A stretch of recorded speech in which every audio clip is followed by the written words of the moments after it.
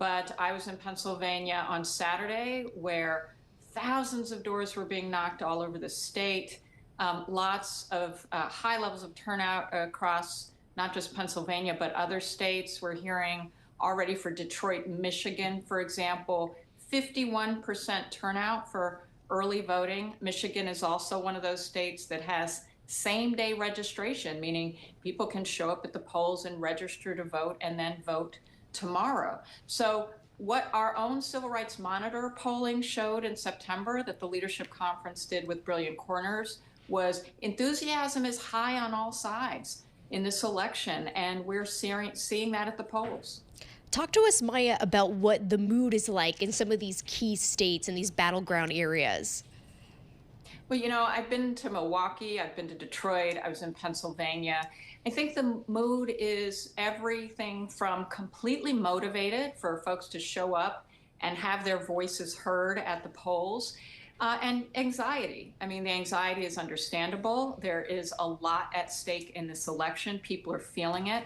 There's also been the reality of disinformation and the flood, both from foreign governments like Russia, like China, like Iran, trying to sow division and confusion. And sadly, some political leaders, some organizational leaders, some politicians picking up on that disinformation. So a lot of work on the ground across the country to make sure that voters know where to vote, how to vote, and that their votes count and will be counted, because we do have an exceptionally impressive election system in this country we should be proud of. And that's a big part of the work that people are doing on the ground. And Miley, a lot of experts are telling us to really be mindful of the turnout. That turnout's going to be really critical for both sides, actually. What's your understanding of maybe is one side better equipped to get the word out and the turnout going?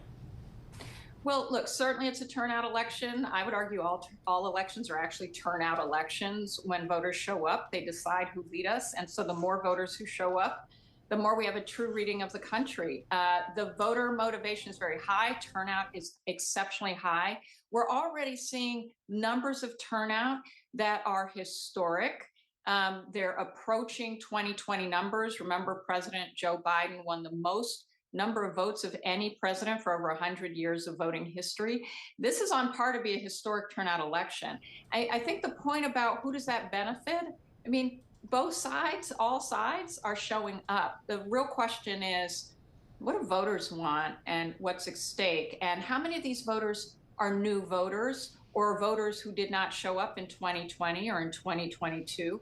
A lot of the get out the vote work has been focused in the civil rights community, and certainly by us at the Leadership Conference, of making sure those people who can vote know where and how to vote and feel that their vote matters and will count. And that's why I think we're seeing high turnout, as people are feeling that. Whenever you're speaking anecdotally to Americans across the country, what's more specific when it comes to policy proposals do they constantly keep bringing up to you? Look, people are very concerned, obviously, about everything from the state of our democracy and our freedoms, particularly abortion. But in communities of color, criminal justice reform is a huge issue, as is education. But I think we also know that across the board, costs are an issue.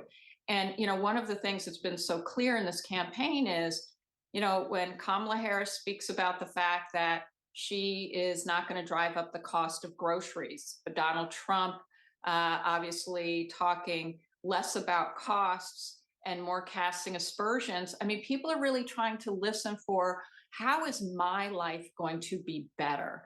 And they're responding to where and how they're hearing very clear messages about what things they would see and feel in their own households and communities. I think that's also why we're seeing so many women vote, because abortion and access to abortion as an issue of healthcare. Reproductive freedom is not just reproductive freedom, it's also the ability to get the care you need, including if your life is in danger. And we're seeing that as a huge motivator and topic of discussion. And I think that's part of why we're seeing what we saw in that Iowa poll, which showed, frankly, that women were turning out in droves. And we've seen that gender gap, so many women engaged in this election. And that is a big reason.